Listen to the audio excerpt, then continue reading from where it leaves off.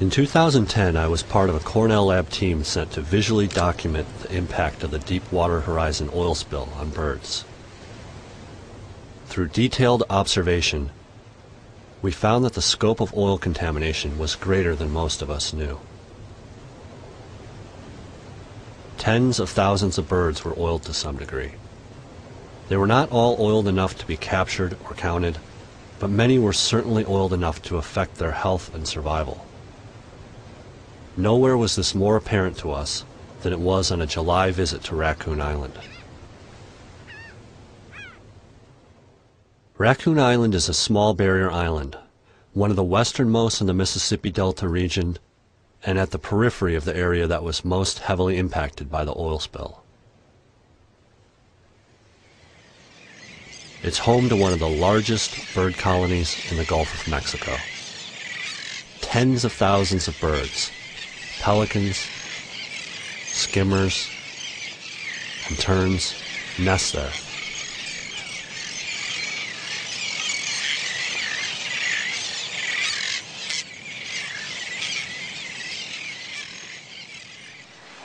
At that time of the year, young pelicans crowd the shoreline.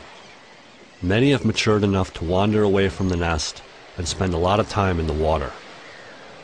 They bathe in it, they drink it, and they make their first attempts at capturing food on their own by lunging into the surf with their open beak and wide pouch. As we looked through our cameras, we immediately saw that many of these birds were oiled. Hundreds, if not thousands of them, had unknowingly entered the water when the oil came ashore. Some were oiled lightly in patches on their breasts, their necks, and around their heads and beaks. But many others were oiled extensively.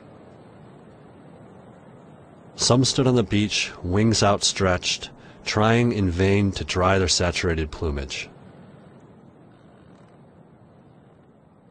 Beyond the beach, we saw a patch of mangroves with a group of young pelicans glowing reddish in the afternoon sun. As we looked closer, we realized that they were all stained from head to toe. They were attempting to dry their plumage and had oil in their mouths from constant preening.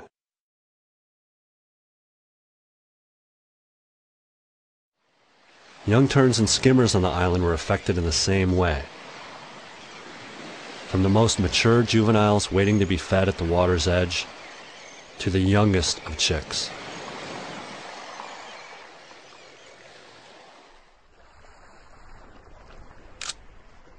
One of the lasting impressions from the visit was a single pelican that was in particularly bad shape. Most of the pelicans we saw had been recently oiled, but this one appeared to have been oiled earlier. It was emaciated and weak, probably starving, and unable to regulate its temperature. I feared thousands of pelicans would soon look like this.